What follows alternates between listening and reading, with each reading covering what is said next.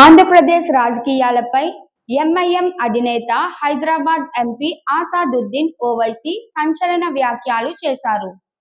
వక్ఫ్ board చట్టంపై TDP మరియు జనసేన పార్టీల వైఖరిని ఆయన తీవ్రంగా విమర్శించారు. పార్లమెంట్లో కేంద్ర ప్రభుత్వం ప్రవేశపెట్టిన నూతన వక్ఫ్ చట్టాన్ని వైసీపీ వ్యతిరేకించినప్పటికీ తెలుగుదేశం పార్టీ మరియు జనసేన దానికి మద్దతు తెలిపాయని ఆయన ఆరోపించారు. ఈ చట్టానికి మద్దతివ్వడం ద్వారా ముస్లింల హక్కులను చంద్రబాబు, పవన్ కళ్యాణ్ కాలరాస్తున్నారని ఓవైసీ మండిపడ్డారు. ఇలాంటి పార్టీలు మాటలతో ప్రజలను మోసం చేస్తున్నాయని, వారి ఆశలు, నైతికతను ప్రజలు గుర్తించాల్సిన అవసరం ఉందని ఓవైసీ స్పష్టం చేశారు.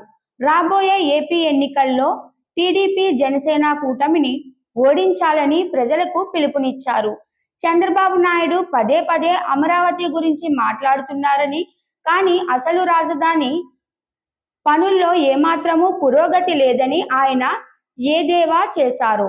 ఒకవైపు రాజధాని పేరుతో అభివృద్ధిపై పెద్ద పెద్ద మాటలు చెబుతున్న చంద్రబాబు, మరోవైపు ముస్లింల హక్కులను తృణప్రాయంగా అగౌరవపరుస్తున్నారని ఓవైసీ వ్యాఖ్యానించారు. ప్రజలు ఈ మోసపూరిత రాజకీయాలను గుర్తించి తమ ఓటులతో గుణపాఠం చెప్పాలని ఆయన కోరారు.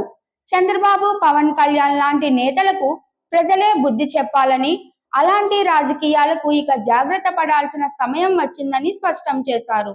ఓవైసీ చేసిన ఈ వ్యాఖ్యలు ఏపీ రాజకీయాల్లో కొత్త దుమారం రేపే అవకాశం ఉంది. టీడీపీ, జనసేన ఈ ఆరోపణలకు ఎలా స్పందిస్తాయో చూడాల్సి